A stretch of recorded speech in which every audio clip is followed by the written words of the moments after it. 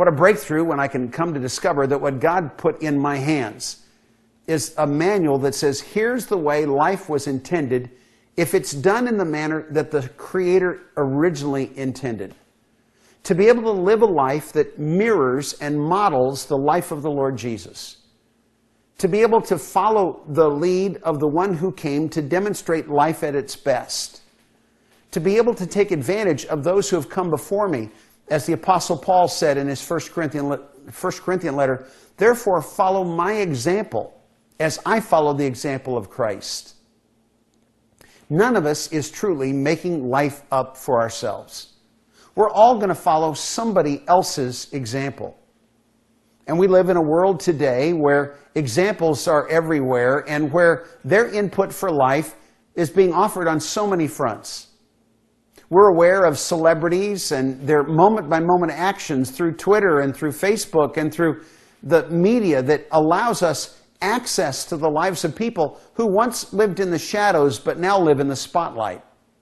How in the world do you live life? Well, you're going to follow somebody's lead. And God offers us the best lead by looking at the life lived by the God who created life itself.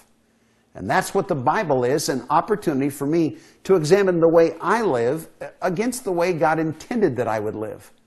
And be able to offer me a better way that is better for me and is positive and contributory to life at the best for everyone around me. And this continuum that Maslow recognized, though he didn't recognize and honor God, is the way that life is lived. Do we get stuck in life or do we grow in life? That's the underlying question. And the answer to that is, if I don't know how the process of growth continues, I'll never get the maximum from it. How do I accept in the first place that the way that I learned life apart from God was inherently less than what God intended?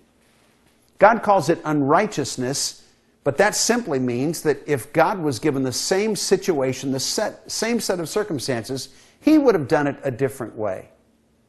You could say, well, I had a good approach to life, but God comes and says, I've got a great approach to life. And why settle for good when you could instead have great? So the great approach to life is the life that God has outlined and given us framework to understand in the Scriptures. Why do I want to spend time in the Bible? Simply, I need coaching, a guideline, a guidebook to get the most out of my life. Why would I want a life that's less than was possible when I could have a life that is greater than I could have ever imagined? In my life and in my pursuit of life, I want my influence on other people to grow. That was intended when God put it in simplest terms through Jesus in the Sermon on the Mount in the Gospel of Matthew. He said, let your light so shine before men that they would see your good works and glorify your Father who's in heaven.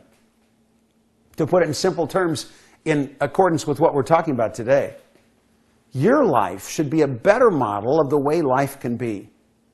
And when it is, and people see it, they're going to come and say, how can I have a life that's more like yours? And we don't have to puff our chests and claim that we have a unique approach to life that had never been discovered or lived by anyone else before us.